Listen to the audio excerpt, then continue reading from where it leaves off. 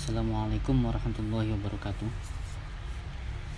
Kita akan mulai dengan materi pertama dari Islam dan KNU-an. Pada materi pertama ini kita akan mengenal Nahdlatul Ulama secara singkat. Karena kalau ingin benar-benar mengenal, tentu saja kita harus menyelami pemikiran ulama-ulama Nahdlatul Ulama dan juga menyelami keputusan-keputusan organisasi dari Nahdlatul Ulama. Tapi paling tidak dengan mata kuliah pertama ini kita bisa mengenal secara singkat dulu apa itu Nahdlatul Ulama.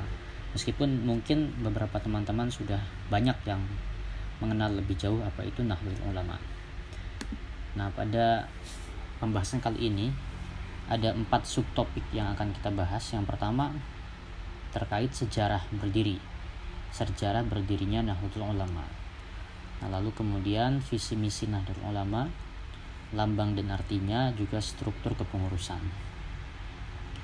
Nah, kita mulai dulu dengan sejarah yang pertama ya. Kita mulai dengan sejarah berdiri Nahdlatul Ulama. Nah, NU memang atau Nahdlatul Ulama secara organisasi dan kelembagaan juga fenomenanya berdiri tahun 1926. Jadi sejak 1926 inilah lahir organisasi yang bernama Nahdlatul Ulama atau kebangkitan para ulama.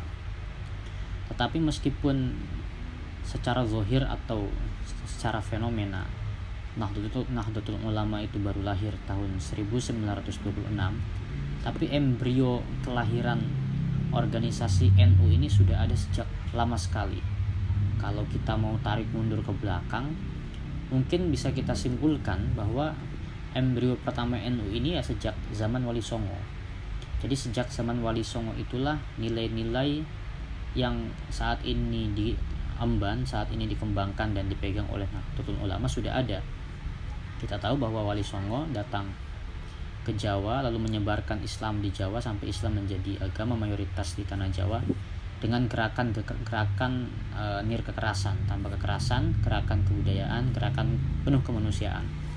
Nah, itulah nilai-nilai itulah yang saat ini dipegang teguh oleh Nahdlatul Ulama. Karena itu embrio Nahdlatul Ulama itu sudah ada sejak zaman Wali Songo. Jadi Nahdlatul Ulama yang ada saat ini itu kepanjangan dari spirit Islam yang dibawa oleh para Wali Songo.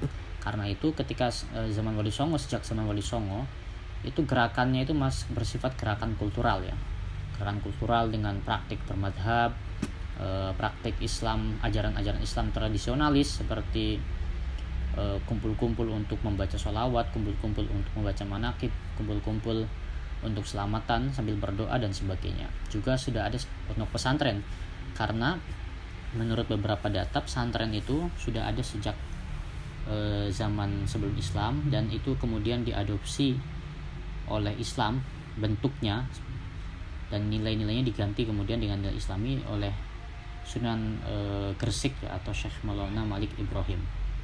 Nah, jadi secara gerakan dan secara nilai Nahdlatul Ulama itu embrionya sudah ada sejak zaman Wali Songo. Nah, lalu kemudian mulai tahun 1916 barulah NU atau Nahdlatul Ulama itu kemudian berusaha membuat semacam perkumpulan ya. Dan ini banyak dimotori oleh Kiai Wahab Hasbullah dengan persetujuan dari Kiai Haji Hashim Asy'ari. Tapi waktu itu masih bersifat gerakan-gerakan saja, perkumpulan biasa, belum membentuk organisasi yang besar. Nah, dimulai tahun 1916 ada Nahdlatul Wathon ya, ada perkumpulan yang disebut Nahdlatul Wathon atau kebangkitan tanah air. Nah, iya. Wacana-wacana yang dikembangkan oleh Nahdlatul Wathon itu adalah wacana nasionalisme kaum pesantren terutama atau nasionalisme Islam tradisionalis. Lalu kemudian pada tahun 1918 atau 2 tahun setelah adanya Nahdlatul Wathon, Kiai Wahab dan beberapa kolega juga mulai membentuk gerakan pemikiran, diskusi-diskusi dalam sebuah perkumpulan yang disebut Taswirul Afkar atau juga beberapa sumber menyebutnya dengan Nahdlatul Fikr. Nah, Taswirul Afkar atau Nahdlatul Fikr ini berarti kebangkitan pemikiran.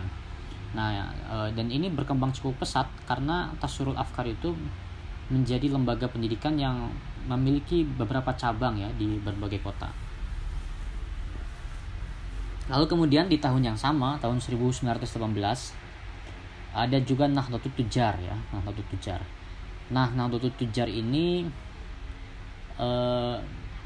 berarti kebangkitan para pedagang ya, kebangkitan para saudagar. Nah, ini perkumpulan para saudagar muslim, dan tujuan utamanya adalah memperbaiki perekonomian rakyat kecil, karena memang anggota NU itu kebanyakan adalah rakyat kecil.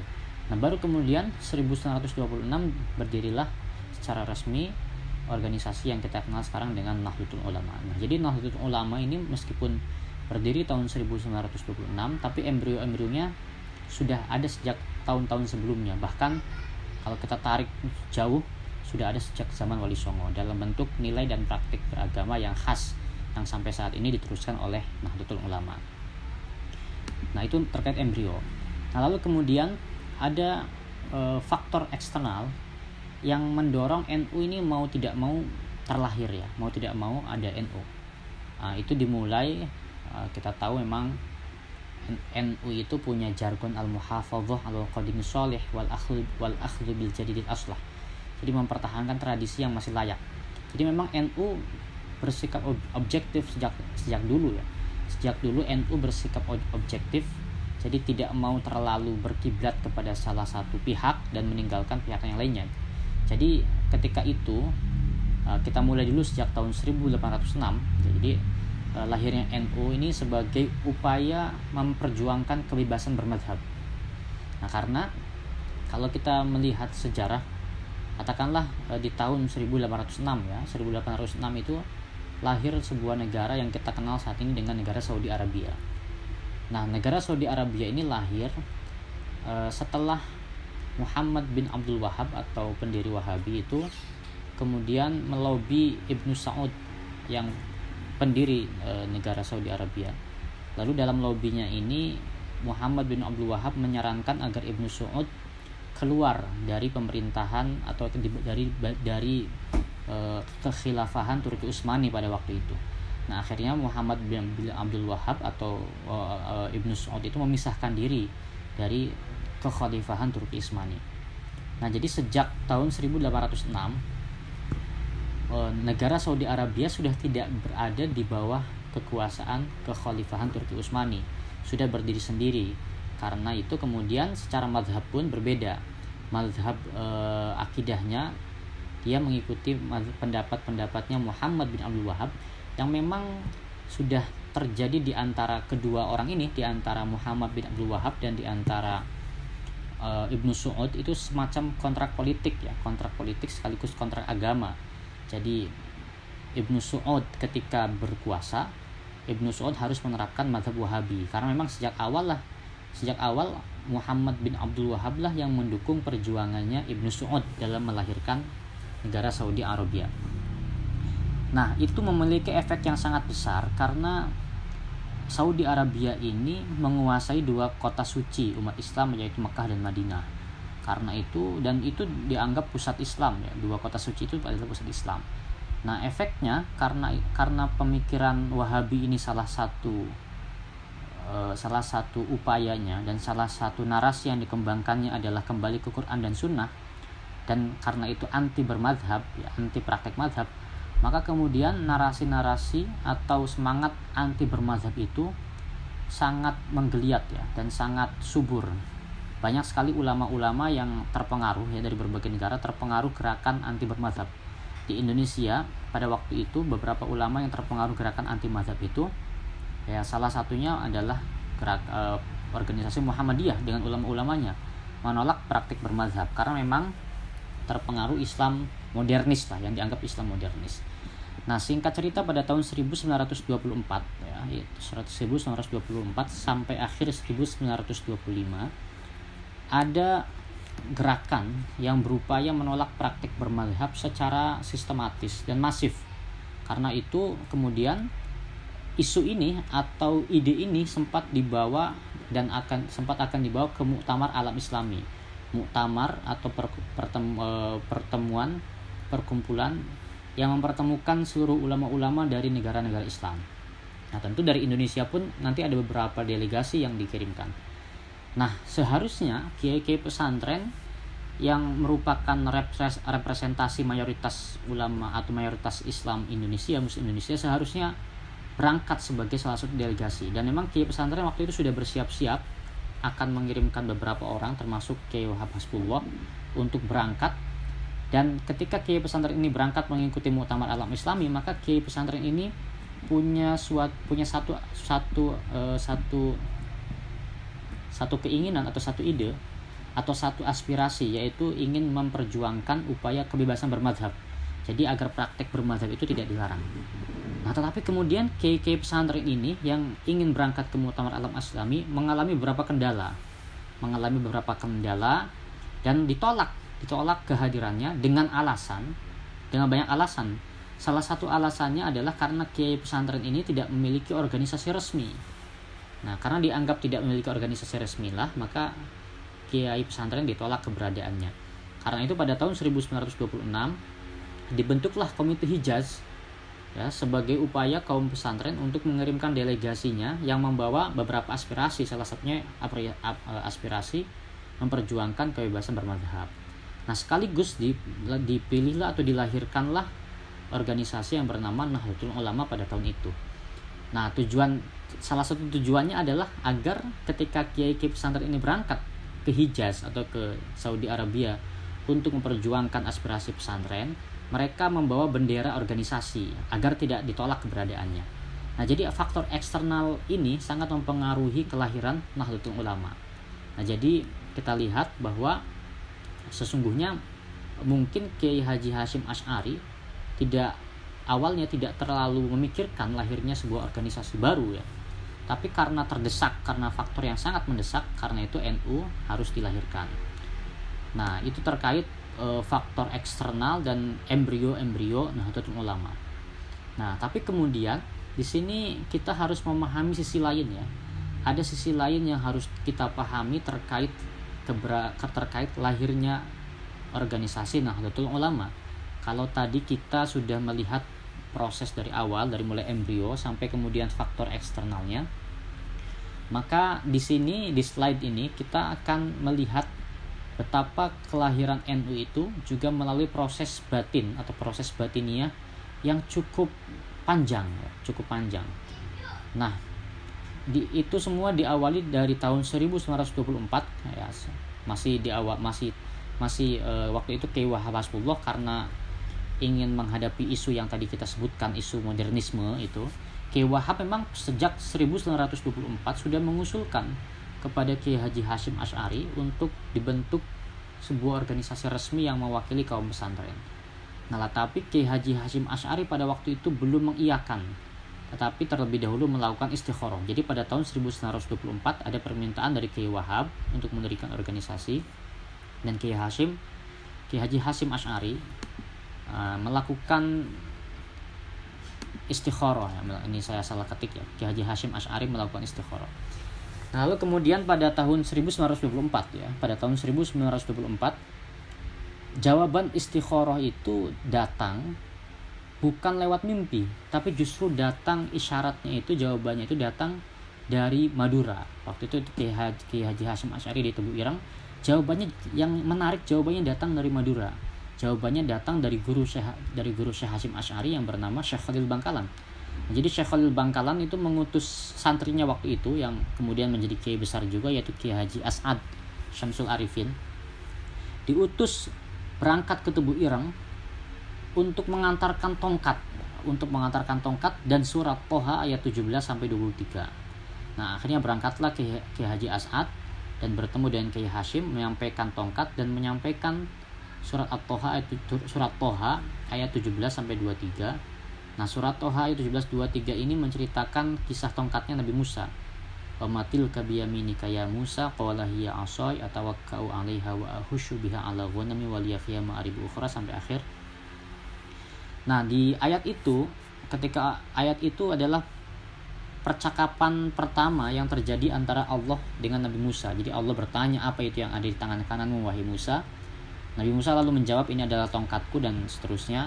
Lalu kemudian disitulah Nabi Musa diangkat menjadi Rasul. Nah, jadi itu artinya tongkat ini seakan-akan menyimbolkan suatu komando untuk meneruskan untuk meneruskan keinginan dari Kiai Haji Hasyim Asy'ari, sebagaimana halnya ketika Allah bertanya kepada Nabi Musa tentang tongkat, itu sebagai awal mula diutusnya Nabi Musa sebagai Rasul. Nah, jadi dengan adanya tongkat itu, Kiai Haji Hasyim Asy'ari paham bahwa niat untuk mendirikan organisasi yang menaungi kaum pesantren ini diridhoi oleh Allah Subhanahu wa taala dengan tanda jawaban dan isyarat dari Syekhuna Khalil Bangkalan. Nah, tapi ketika Kiai Haji Hasyim Asy'ari ini menerima tongkat itu, Kiai Haji Hasyim Asy'ari belum puas, belum batinnya itu belum puas. Belum juga didirikan organisasi Nahdlatul Ulama. Nah, karena itu kemudian datanglah jawaban kedua pada tahun 1925. Ada jawaban kedua yang juga jawabannya ini isyaratnya ini datang dari Madura. Nah, sekali lagi Kiai Haji As'ad Syamsul Arifin diutus oleh Syekhuna Khalil untuk berangkat ke Tebu Ireng. Kali ini beliau membawa tasbih. Nah, ini saya salah ketik ya, bukan tongkat. Pada tahun 1925, Kiai Haji As'ad Syamsul Arifin berangkat membawa tasbih dan dipesankan oleh Syekhuna Khalil ketika bertemu Syekh Hasyim Asy'ari, selain menyerahkan tasbih juga menyerahkan atau mengamanati agar banyak-banyak membaca Ya Jabbar Ya Qahar. Nah, ketika itu kemudian Kiai Haji As'ad berangkat ke Tebu Ireng bertemu Kiai Haji Hasyim Asy'ari dan menyampaikan pesan Syekh Khalil. Di situ Kiai Haji Hasyim Asy'ari semakin yakin dengan isyarat yang ada. Karena itu kemudian pada tahun 1926 atau awal tahun 1926, 31 Januari 1926 bertepatan dengan 16 Rajab 1344 Hijriah, lahirlah organisasi Nahdlatul Ulama. Nah, inilah proses batiniah yang mengawali lahirnya organisasi Nahdlatul Ulama. Karena itu kita harus sadari bahwa organisasi Nahdlatul Ulama itu tidak hanya lahir karena dinamika politik atau dinamika sesuatu yang zahir, dinamika pemikiran, tidak hanya lahir dari itu. Tapi juga ada proses spiritual yang tinggi yang menandai lahirnya organisasi Nahdlatul Ulama. Karena itu tidak berlebihan kalau organisasi Nahdlatul Ulama itu dianggap oleh banyak orang sebagai organisasi yang memberkahi, ya, organisasi yang sangat memberkahi. Nah, kita di sini ada beberapa catatan bahwa ketika awal isyarat berupa tongkat itu dimaknai Kiai Hasyim Asy'ari sebagai petunjuk meneruskan. Sedangkan tasbih, petunjuk kedua yaitu tasbih, itu sebagai lambang kesucian dan lambang spiritualitas. Itu artinya memang NU harus menggabungkan, ya, mengharmonikan dua hal sekaligus, yaitu hal-hal yang bersifat duniawi juga hal-hal yang bersifat ukhrawi. Intelektualitas dan juga spiritualitas harus tetap digabungkan. Nah, dan ketika Syekhuna Khalil Bangkalan mengamanati Syekh Hasyim Asy'ari untuk membaca Ya Jabbar Ya Qahar. Jadi Ya Jabbar Ya Qahar itu adalah salah satu Asmaul Husna yang menyimbolkan keagungan dan kehebatan Allah Subhanahu wa taala. Nah, itu bermakna lahirnya NU dan kelangsungannya itu atas karunia dan pertolongan Allah Subhanahu wa taala. Dan banyak kiai yang menafsirkan dengan lahirnya NU atas Ya Jabbar Ya Qahar, ya, atas wasilah Asmaul Husna Ya Jabbar Ya Qahar, itu membuat NU itu organisasi yang sangat berkah dan organisasi yang sangat berbahaya jika terzolimi. Jadi itu yang membuat banyak orang dianggap kualat, ya, ketika berurusan atau menzolimi organisasi Nahdlatul Ulama. Nah, inilah teman-teman proses batiniah dari lahirnya NU yang juga harus kita ketahui selain proses lahiriahnya.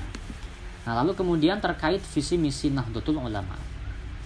Terkait visi misi Nahdlatul Ulama, visinya Nahdlatul Ulama adalah berlakunya ajaran Islam Ahlus Sunnah wal Jamaah untuk terwujudnya tatanan masyarakat yang demokratis dan berkeadilan demi kemaslahatan dan kesejahteraan umat. Nah, visi misi ini kita ambil dari hasil Muktamar NU di Boyolali pada tahun 2004. Jadi kalau kita lihat di sini ada beberapa poin penting dari visinya NU. Yang pertama adalah berlakunya ajaran Ahlus Sunnah wal Jamaah, tentu saja. Nah, apa itu Ahlus Sunnah wal Jamaah akan kita bahas pada pertemuan selanjutnya. Nah, lalu kemudian poin selanjutnya terwujudnya tatanan masyarakat yang demokratis. Nah, jadi memang sejak awal NU itu menginginkan tatanan masyarakat yang demokratis, dan tidak hanya demokratis, harus berkeadilan. Nah, dua spirit ini, demokrasi dan keadilan ini, harus menghasilkan hal yang juga positif, yaitu kemaslahatan dan kesejahteraan umat. Jadi ini visi NU ya. Kalau kita semua orang NU, tentu kita harus mendukung visi ini. Nah, terkait misinya, ada beberapa bidang ya yang menjadi lumbung dari misi NU, misi Nahdlatul Ulama. Yang pertama dalam bidang agama, misi NU tentu saja mengupayakan terlaksananya Islam Ahlussunnah wal Jamaah. Karena itu kita getol ya membela ajaran Islam Ahlussunnah wal Jamaah. Ketika ada yang mengkritik atau ada yang meragukan ajaran-ajaran Islam Ahlussunnah wal Jamaah, orang NU lah yang harus pertama kali maju. Lalu kemudian selain itu dakwah Islamiyah, kita juga harus aktif berdakwah, dan amar ma'ruf nahi mungkar, kita juga harus aktif amar ma'ruf nahi mungkar. Nah, tentu saja nanti kita akan pelajari juga bagaimana dakwah Islamiyah dan amar ma'ruf nahi mungkar yang sesuai dengan nilai-nilai Ahlussunnah wal Jamaah. Lalu kemudian misi di bidang pendidikan, tentu saja NU itu akan mengupayakan tercapainya pendidikan bagi semuanya. Tapi selain ada misi pendidikan, ada juga misi kebudayaan. Karena itu NU adalah organisasi yang menurut saya mungkin paling rajin dan paling terdepan dalam menjaga kebudayaan Indonesia, dalam konteks melindunginya dari beberapa klaim yang mengatakan bahwa budaya Indonesia itu tidak sesuai dengan ajaran Islam. NU paling sering itu membela bahwa budaya-budaya Indonesia itu adalah budaya-budaya Islami. Nah, dan tentu saja pendidikan dan kebudayaan Islam ini pendidikan dan kebudayaan yang diusung atau diperjuangkan NU harus sesuai dengan ajaran Islam. Lalu kemudian ada misi di bidang sosial ya. Misi di bidang sosial, NU ingin mengupayakan kesejahteraan lahir batin bagi rakyat Indonesia. Jadi tidak hanya kesejahteraan lahir yang diupayakan, tapi juga kesejahteraan batinnya. Nah, dan dalam bidang ekonomi ada pembangunan ekonomi, pemerataan, dan ekonomi kerakyatan. Nah, inilah visi misi Nahdlatul Ulama yang diambil dari hasil Muktamar Boyolali tahun 2004. Nah, sedangkan terkait lambang ya, lambang NU, kita sering lihat lambang NU yang seperti ini. Lambang NU ini dibuat oleh Ki Haji Ridwan Abdullah dari Surabaya, Ki Haji Ridwan dari Surabaya. Nah, dan lambang NU ini sekali lagi hasil isyarat dari istikharah juga. Jadi waktu itu ketika Ki Ridwan diminta untuk membuat lambang, karena Ki Ridwan ini memang punya darah seniman, Ki Ridwan juga beristikharah dan dalam mimpi melihat jagat ya, melihat bumi lah, melihat bumi. Lalu kemudian karena itu lambang Nahdlatul Ulama itu di tengah-tengahnya adalah bola dunia.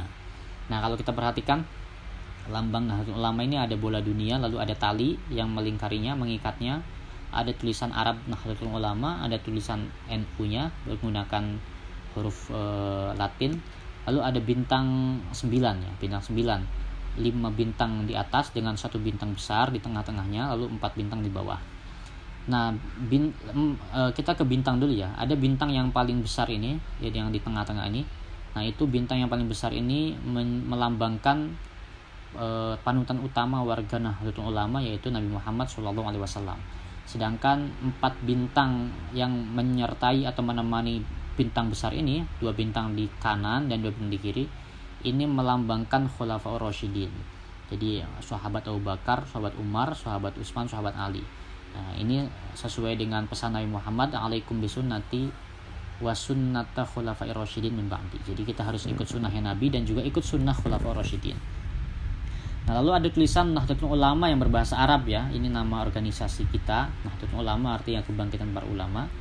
Ditulis menggunakan bahasa Arab karena memang kiai yang mendirikan para kiai pesantren yang terbiasa dengan turos Arab ya, turos Islam yang menggunakan bahasa Arab.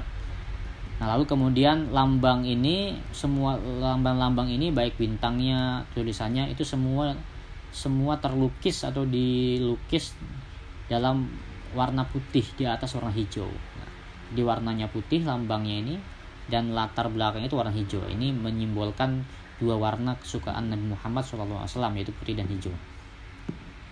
Lalu kemudian kalau kita lihat tadi kita bahas 5 bintang di atas. Nah, sedangkan 4 bintang di bawah ini melambangkan 4 mazhab fikih yang dianut oleh NU, yaitu mazhab Syafi'i, Hanafi, Maliki, dan Hambali. Nah, 4 bintang di bawah dan 5 bintang di atas ini ketika digabungkan akan menjadi 9 bintang. Nah, 9 bintang ini melambangkan jumlah Wali Songo yang ajaran-ajarannya, cara-caranya berdakwah selalu diikuti oleh Nahdlatul Ulama ya. Nah, lalu kemudian posisi ada kita lihat tambang ini ya. Kita lihat tambang yang melingkarinya ini. Nah, tambang ini melambangkan agama. Itu artinya kita harus berpegang teguh kepada agama. Jadi dunia ini diikat oleh tambang agar kita ini dalam kehidupan selalu ikut agama. Tapi kalau kita lihat ikatannya ini tidak ketat ya. Ikatannya tidak kuat, tidak keras, tidak ketat. Nah, itu menunjukkan fleksibilitas NU. Dan ya, NU itu harus fleksibel. NU itu meskipun ikut aturan-aturan agama, tapi dalam menerapkannya harus fleksibel, harus juga melihat keadaan-keadaan sekitar. Nah, untayan tambangnya ini kalau kita hitung ya, saya juga tidak pernah menghitung ya. Tapi kalau ada teman-teman yang mau menghitungnya, untayan tambang ini berjumlah 99. Nah, itu melambangkan Asmaul Husna ya, melambangkan 99 nama Allah yang Maha Suci. Nah, lalu kemudian tambangnya ini melingkari bumi. Nah, kalau kita lihat tambangnya ini kan melingkari bumi kan, melingkari bumi ini itu melambangkan persaudaraan kaum muslimin seluruh dunia, bahkan persaudaraan sesama manusia. Karena itu kita punya beberapa ukhuwah ya, ada ukhuwah Islamiyah, ada ukhuwah watoniyah, ada ukhuwah basyariyah, atau ada yang mengatakan ukhuwah bainal muslimin ya. Ada persaudaraan sesama muslim, persaudaraan warga negara, dan persaudaraan sesama manusia seluruh dunia. Nah, kenapa seperti itu? Karena talinya ini mengikat ya, atau melingkari bumi. Nah, itu kira-kira terkait lambang Nahdlatul Ulama. Untuk lebih jelasnya teman-teman bisa baca di ADRT Nahdlatul Ulama yang insya Allah saya kirim juga nanti di kampus ya, tinggal teman-teman cek.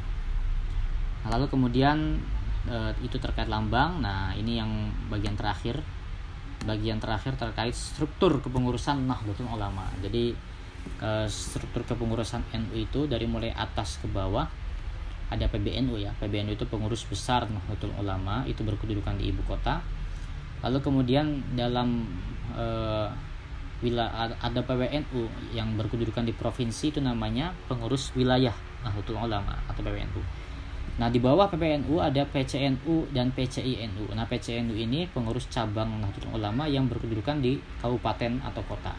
Nah, sedangkan PCI kalau ada I-nya berarti itu istimewa. Pengurus cabang istimewa Nahdlatul Ulama, itu berkedudukan di luar negeri. Jadi kalau ada teman-teman yang nanti keluar negeri, ke Malaysia, ke Amerika, ke Inggris, ke Maroko, ke Saudi, akan menemukan pengurus NU yang berkedudukan di luar negeri. Nah, itu disebut dengan pengurus cabang istimewa. Nah, sedangkan dalam tingkat kecamatan itu ada MWC NU, Majelis Wakil Cabang Nahdlatul Ulama. Nah, di tingkat desa atau kelurahan ada ranting NU, lalu kemudian di bawahnya lagi ada anak ranting. Nah, jadi ini kira-kira pengurus NU di setiap wilayah, dari mulai wilayah terbesar sampai wilayah yang paling kecil, dari mulai pusat sampai mulai anak ranting ya. Nah, itu terkait wilayah-wilayahnya, terkait pembagian NU, pembagian pengurus NU sesuai dengan besar atau kecilnya wilayahnya. Lalu kemudian di dalam tubuh pengurus NU ini, baik PBNU, PWNU, PCNU, selalu ada beberapa unsur ya. Ada unsur syuriah, tanfidhiyah, mustasyar, ini yang paling penting. Nah, ada unsur syuriah itu adalah, syuriah ini biasanya diisi oleh para kiai. Nah, syuriah ini adalah pimpinan tertinggi Nahdlatul Ulama ya. Para kiai ini adalah pimpinan tertinggi Nahdlatul Ulama.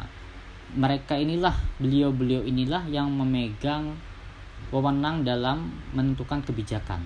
Jadi para kiai inilah yang punya wewenang untuk memutuskan suatu kebijakan besar. Nah, lalu kemudian di bawah syuriah ada tanfidhiyah. Tanfidhiyah ini berarti pelaksana kebijakan. Nah, jadi kalau syuriah sekarang itu Kiai Haji Miftahul Akhyar dalam tingkat PBNU, sedangkan kedua tanfidhiyahnya adalah Kiai Haji Said Abdul Siraj ya. Lalu kemudian ada unsur lain yang juga tinggi dan diisi oleh kiai-kiai sepuh tapi tidak punya wewenang ya dalam memutuskan sebuah keputusan, yaitu disebut mustasyar atau penasihat. Nah, penasihat ini biasanya diisi oleh kiai-kiai yang sudah sangat sepuh, yang memang dianggap sudah tidak punya kepentingan duniawi lah, karena itu nasihat-nasihatnya sangat tulus. Nah, lalu kemudian Syuriah, lalu kemudian dalam melaksanakan kebijakannya, pengurus NU itu dibantu juga oleh lembaga lajnah atau banom. Nah, apa bedanya lembaga lajnah banom? Kalau lembaga itu adalah perangkat organisasi NU yang berfungsi sebagai pelaksana kebijakan NU yang berkaitan dengan bidang tertentu. Jadi lembaga ini tugasnya adalah melaksanakan kebijakan NU dalam bidang tertentu. Nah, ada bidang dakwah, berarti yang melaksanakannya adalah Lembaga Dakwah Nahdlatul Ulama atau LDNU. Dalam bidang kesehatan, yang melaksanakannya adalah Lembaga Kesehatan Nahdlatul Ulama atau LKNU. Nah, di tengah Covid ini, program-program NU yang berkaitan dengan kesehatan, berkaitan dengan Covid itu dihandle oleh LKNU, Lembaga Kesehatan Nahdlatul Ulama, dan masih banyak lembaga-lembaga lain ya dalam NU. Lalu kemudian ada juga yang namanya lajnah. Jadi, lajnah itu adalah perangkat organisasi yang fungsinya melaksanakan program khusus, yang program NU yang memang memerlukan penanganan khusus, seperti ada Lajnah Ta'lif wa Nashr ya, yang berkaitan dengan penerbitan dan ya semacam ya untuk penerbitan dan lain-lain ya, menerbitkan. Ta'lif itu penulisan, nashr itu menyebarkan. Jadi terkait penerbitan, tulis menulis dan sebagainya. Itu ada Lajnah Ta'lif wa Nashr dan lain-lain. Lalu kemudian ada banom atau badan otonom. Nah, badan otonom adalah perangkat organisasi yang tugasnya itu melaksanakan kebijakan NU yang berkaitan dengan kelompok tertentu dari sebuah masyarakat ya. Jadi kelompok-kelompok tertentu. Jadi contohnya masyarakat itu ada kelompok pemuda. Nah, kelompok pemuda, maka banomnya, badan otonomnya berarti Ansor. Ansor ini pemudanya Nahdlatul Ulama. Kalau kelompok masyarakatnya kelompok ibu-ibu yang sudah sepuh disebut muslimat Nahdlatul Ulama. Kalau kelompoknya adalah perempuan-perempuan yang belum terlalu tua, maka disebut fatayat ya. Kalau kelompoknya itu kelompok pelajar disebut IPNU dan IPNU, Ikatan Pelajar dan Ikatan Pelajar Putri Nahdlatul Ulama dan sebagainya. Nah, ini ya terkait struktur kepengurusan NU dan unsur-unsur yang kemudian mengisi struktur kepengurusan NU. Jadi saya rasa itu yang bisa kita bahas di pertemuan kali ini. Silahkan kalau ada pertanyaan dilanjutkan di e-kampus. Mohon maaf kalau ada salah kata, semoga ada manfaatnya. In uridu ilal islah wa ma taufiqi illa billah. Wallahul muwaffiq ila aqwamit thoriq. Wassalamualaikum warahmatullahi wabarakatuh.